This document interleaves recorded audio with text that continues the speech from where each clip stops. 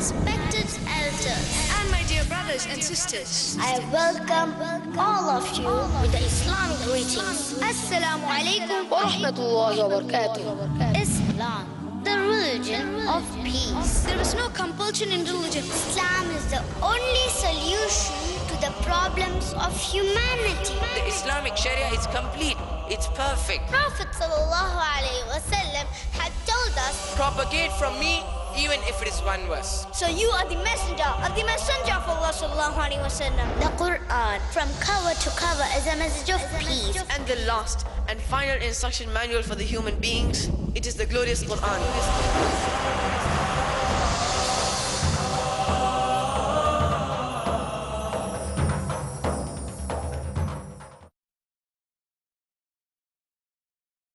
With a soft and gentle nature, Rida Tabassum cares about everyone around her. Rida loves art and craft work and aspires to be a hafidha and a da'iyah. She is very interested in sports and extracurricular activities and has won silver or medal in all the events conducted over the last 2 years. She loves her mother dearly and obeys her as well. Islam is our deen, whose very meaning is peace, be it in the form of salam or kalam. All our deeds root back to peace. The question then arises that why are we always targeted by secular media and the so-called peace activists? To answer this, let us call upon Rida Tabassum of grade 4 to speak on the topic Islam, the religion of peace.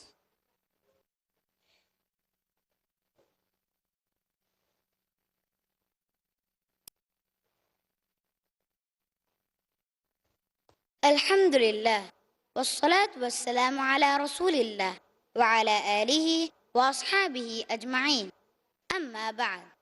فأعوذ بالله من الشيطان الرجيم. بسم الله الرحمن الرحيم. يا أيها الذين آمنوا ادخلوا في السلم كافة ولا تتبعوا خطوات الشيطان إنه لكم عدو مبين. رب اشرح لي صدري ويسر لي أمري واحلل عقدة من لساني يفقهوا قولي. My respected elders and my dear brothers and sisters, I welcome all of you with the Islamic greetings. Assalamu alaikum wa rahmatullahi wa barakatuh. The topic of my talk is Islam, the religion of peace. I greeted you with the universal greetings of peace, which is the pledge of every Muslim. That is, may peace, mercy, and blessings of the Almighty be upon you. In essence, we are taught by Allah subhanahu wa ta'ala to make mention of the most beautiful of greetings. And this is the teaching of the Prophet Muhammad sallallahu alaihi wasallam. And it is that which we have been instructed to promote on a global level. It is also important to realize when you greet someone, it is an act of worship. It is a pledge that will promote in and outer peace. Now, if you take a look at peace, it is a desire of every individual. Those of us who are not at peace, ask yourself, why is it? Perhaps you do not have the correct link with the owner of peace. Who is the owner of peace? He is a salam. Allah subhanahu wa ta'ala tells us in the Quran, in Surah Al-Hashr, chapter 59, verse number 23. والله الذي لا إله إلا هو الملك القدوس السلام المؤمن المهيمن العزيز الجبار المتكبر سبحان الله عما يشركون. It is Allah subhanahu wa ta'ala. So many of His names are mentioned in this beautiful verse. I want to highlight one of them for you. As-Salam, the source of peace, the owner of peace, the one from whom all peace will come. It emanates from Him. And when a person goes against the instruction of the Almighty, that person will struggle and grapple to come to terms with his or her own inner peace. They will not be able to achieve that peace because they are at loggerheads with the Almighty. They have sinned. But I also have the hope, and this is why Allah subhanahu wa ta'ala says quite clearly in Surah Al-Zumar, chapter 39, verse number 53. قُلْ يَا عِبَادِيَ الَّذِينَ أَسْرَفُوا عَلَىٰ أَنفُسِهِمْ لَا تَقْنَطُوا مِنْ رَحْمَةِ اللَّهِ إِنَّ اللَّهَ يَغْفِرُ الذُّنُوبَ جَمِيعًا إِنَّهُ هُوَ الْغَفُورُ الرَّحِيمُ. O Muhammad sallallahu alayhi wa sallam, inform my worshippers who have transgressed against themselves, who have gone beyond the limit in transgression against themselves. Let them know that Allah will forgive all their sins, for indeed Allah is most forgiving, most merciful. That brings a lot of hope because each one of us sometimes in life, being human, we commit mistakes. We do that which we are not proud of. We commit sins. It is important for us to be at peace with our own self. To start with, by understanding that the owner of peace is inviting me to seek forgiveness. He is inviting me to develop a powerful link with Him. Further on, once we have made peace with the Almighty and with ourselves, and we have realized how damaging sin can be to our own peace, then we make peace with everyone else, we make peace with the others. And it's important to fulfill this. The minimum is the respect that you owe to the others, the respect that you owe to your family members, your neighbors or others, whether Muslims or not. We have the rights of our own family members. So many of us lack peace because we don't know that the Messenger ﷺ has asked us to be the kindest and the best to our own family members so that we can achieve the inner peace and we can succeed holistically. As mentioned in Jamia Tirmidhi, volume number 6, hadith number 3895. Prophet ﷺ said, خَيْرَكُمْ خَيْرَكُمْ لِأَهْلِهِ. The best of you is the best to his wife and family. We have the rights of our neighbors. If you take a look at Abdullah ibn Amr radiallahu anhu, it is reported in that on one occasion they had cooked some meat in the house. And he asked his servant, have you sent some to the neighbor? And he was the Jewish neighbor. He said, no. Abdullah ibn Amr radiallahu anhu said, send some to the neighbor. I have heard the Messenger sallallahu alayhi wa sallam instruct us regarding fulfilling the rights of our neighbors. To the point where he said, perhaps Jibreel alayhi salam had made mention of them so strongly. Maybe he might have made him an heir if we had to die. As mentioned in Sahih Muslim, volume number 6, hadith number 6687. Amazing! This is just making the mention of the power in the value of the neighbor, whether he is Muslim or not. We have the other creatures of the Almighty that we need to be at peace with. Did you know that it is my duty and yours to protect the environment? I cannot destroy the trees in a destructive manner because that is against the teaching of the Prophet Muhammad sallallahu alaihi wasallam. Prophet Muhammad, peace be upon him, instructs us to plant trees. And on top of that he says, as mentioned in Sahih al-Bukhari, volume number 3, hadith number 2320. Any creature of the Almighty that will benefit from the tree, the reward will go to you who has planted the tree. Imagine what kind of peace. So whether it is a bird, whether it is a human being, whether it is any other animal, the food or the shade that will benefit from that tree, that benefits everyone, we will be rewarded. My brothers and sisters, in dealing in the economy, in the way we operate with our business, we need to make sure that we are from those who promote peace. This is why fair play in business is part of the teaching of the Prophet Muhammad sallallahu alaihi wasallam. Hence, what is known as riba, which is usury or interest, is prohibited in Islam. As mentioned in Surah Al-Baqarah, chapter number 2, verses 275 to 279. It is an unfair practice. Whenever we are dealing, bear in mind, try to benefit the one whom you are dealing with. And if each one is looking at that, we will be promoting true peace. Brothers and sisters, take a look at another ingredient of peace in a beautiful verse of the Quran, where Allah subhanahu wa ta'ala speaks of how we should spend. We need to consider our income. When I am spending, Allah subhanahu wa ta'ala says in Surah Al-Furqan, chapter number 25, verse number 67, وَالَّذِينَ إِذَا أَنفَقُوا لَمْ يُسْرِفُوا وَلَمْ يَقْتُرُوا وَكَانَ بَيْنَ ذَلِكَ قَوَامًا. The true worshippers of the Almighty are those when they spend. They are neither extravagant nor they are amongst those who are miserly, but they know balance between the two.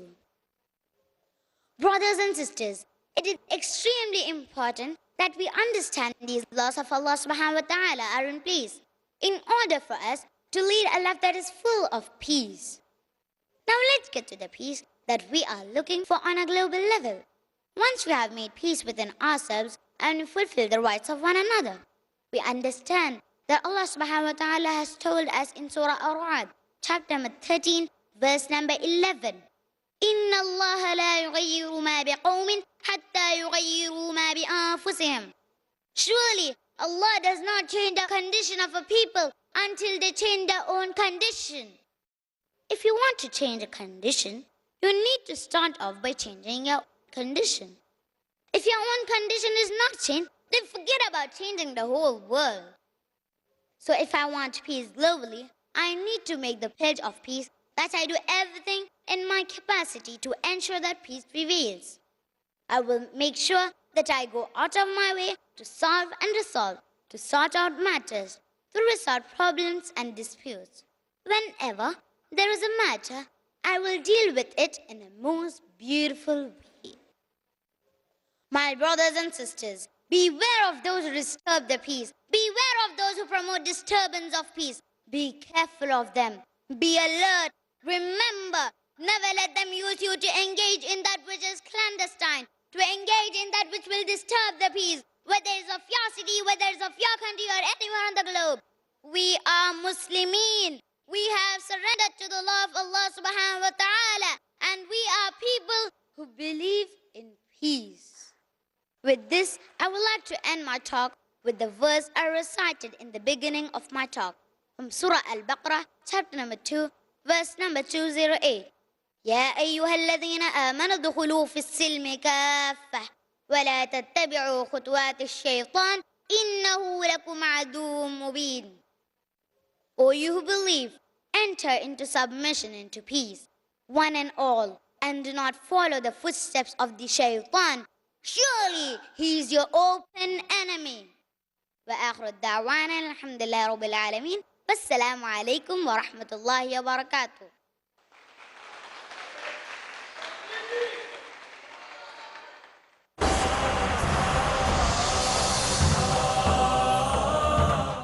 Subhanallah, Subhanallah, Hamdan lillah,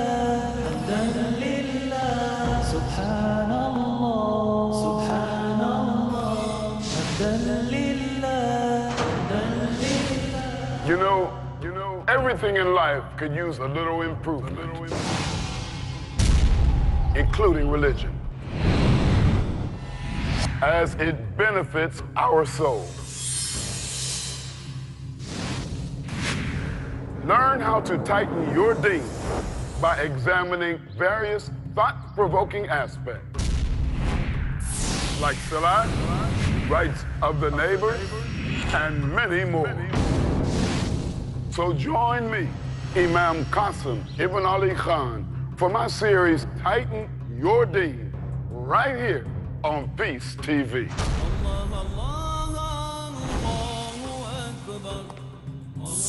Our deen, a blessing not to be taken for granted. Our responsibility to obey Allah, the Lord of the seen and the unseen. Strengthen your relation with the Rabbul Alameen in Tighten Your Deen. Tomorrow at 8 p.m. and repeat telecast at 11:30 a.m. India on Peace TV. Thursdays provide. In Britain, we are facing one big problem, that are you Muslim or British? the space to talk. In India, back home, they ask, are you a Muslim first or Indian first? And we Muslims should know how to reply, how to turn the tables over. The place to knock. Why Trinity cannot be regarded in that sense? Father, Son and Holy Spirit. The opportunity to ask. But even if we agree that what the Christians say, that he was crucified, so if Jesus Christ, peace be upon him, died for 3 days, who controlled the world? That means even God died? The freedom to unmask. So there are various ways which we can prove the argument to be wrong.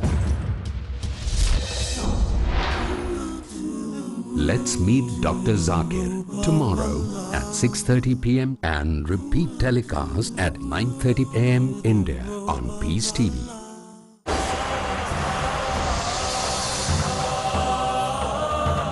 Call on stage Brother Saqib Zaid Seth from grade 5 to enlighten us more on the topic Shirk, the biggest obstacle on the path to Jannah.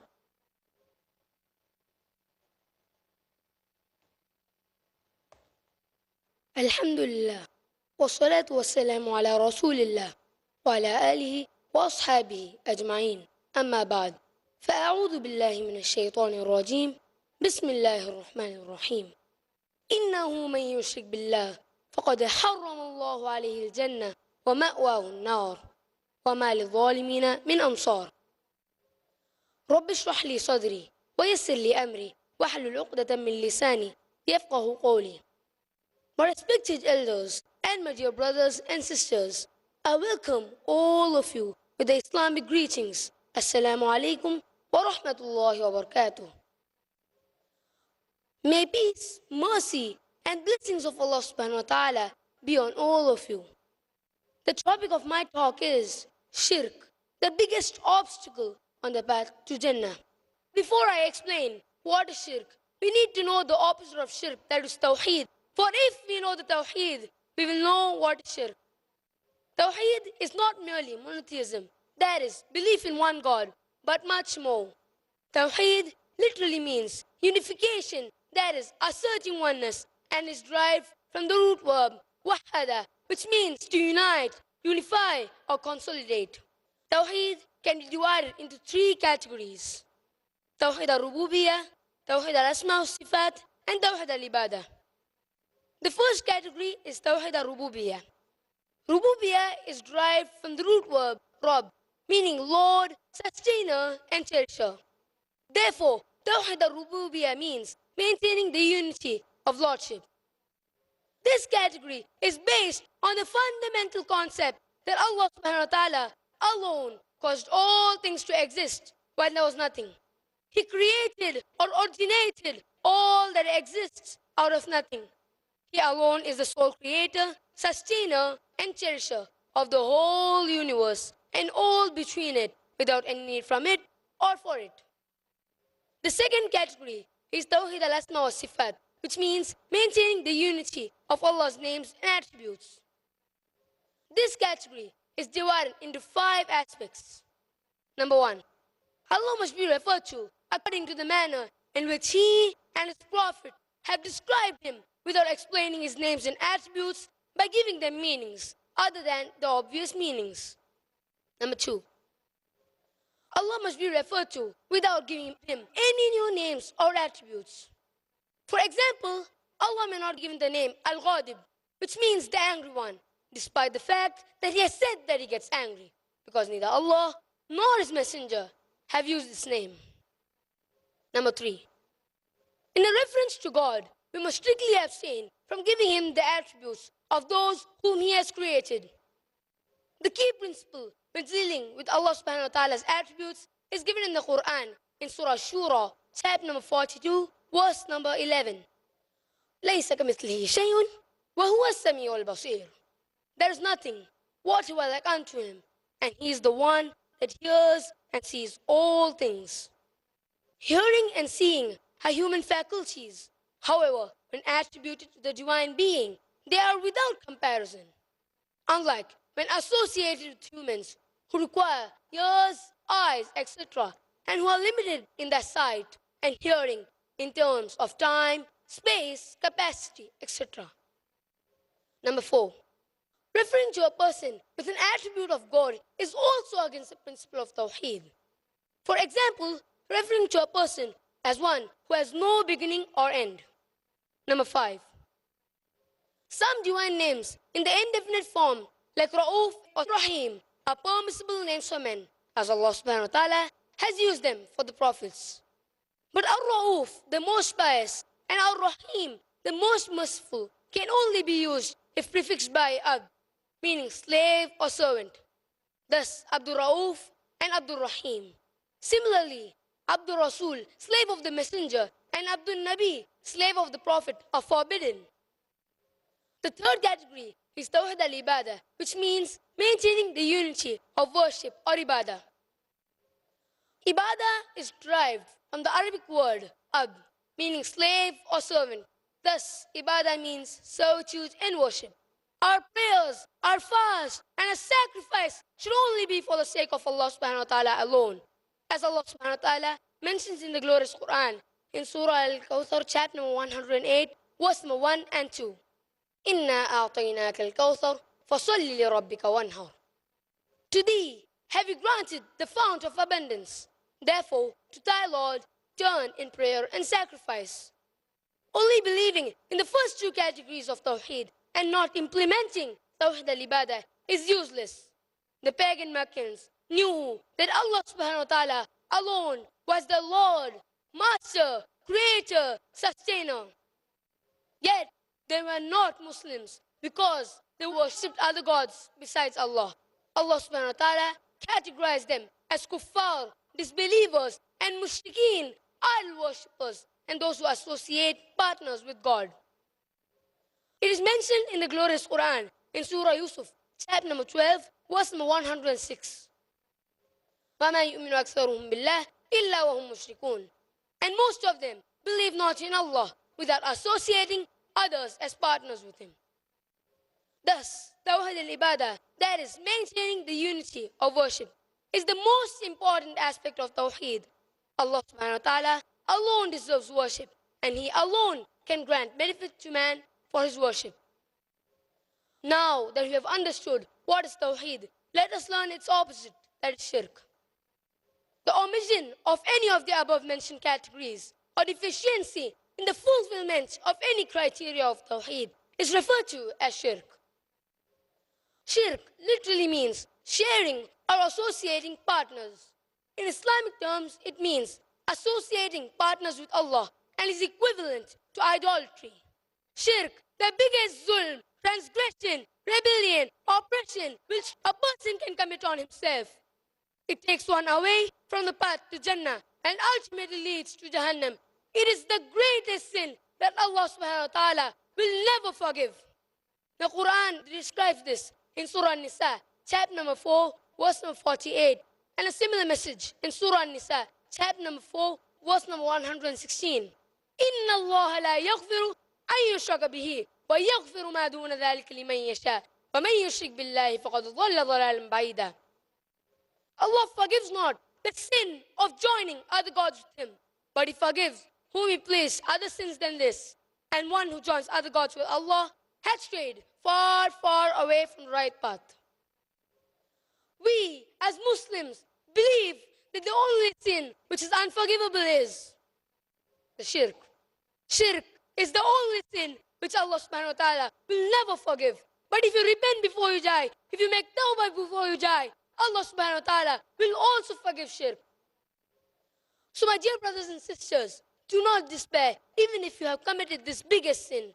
Allah subhanahu wa ta'ala is ready to forgive you on the condition that you have sincerely repented to Him. But if anyone dies committing Shirk without making tawbah, then Allah subhanahu wa ta'ala will make Jannah haram upon him and hellfire will be his abode. As it is mentioned in the glorious Quran, the verse that I recited in the beginning of my talk from Surah Al-Ma'idah, chapter number 5, verse number 72. إِنَّهُ مَن يُشْرِكْ بِاللَّهِ فَقَدْ حَرَّمَ اللَّهُ عَلَيْهِ الْجَنَّةَ وَمَأْوَاهُ النَّارُ وَمَا لِلظَّالِمِينَ مِنْ أَنصَارٍ. One who joins other gods with Allah, Allah will forbid him the garden and hellfire will be his abode, and there will be for the wrongdoers no one to help. Jannah, which is our goal, which is our mission, which is our vision, will be made haram upon us, and we will be prevented on a path that leads to it. And this is what your biggest enemy, Shaitan, wants, to forbid you from entering Jannah and to take you along with him to the abode of fire, Jahannam. In the end, I earnestly pray to Allah subhanahu wa ta'ala that He guides all the Muslims to the straight path. May Allah subhanahu wa ta'ala grant us Jannatul Firdaus, and may Allah subhanahu wa ta'ala give us the pleasure of looking at His face, and may Allah subhanahu wa ta'ala keep us far, far away from the fire. Ameen. With this, I would like to conclude my talk with a verse from the glorious Quran, from Surah Al-An'am, chapter number 6, verse number 82. الذين آمنوا ولم يلبسوا إيمانهم بظلم أولئك لهم الأمن وهم مهتدون. It is those who believe and confuse not their beliefs with zulm, that is shirk. Those are truly in security, for they are on the right guidance. وآخر دعوانا أن الحمد لله رب العالمين والسلام عليكم ورحمة الله وبركاته. Barakallah, Brother Saqib. May Allah save us from shirk and admit us into paradise.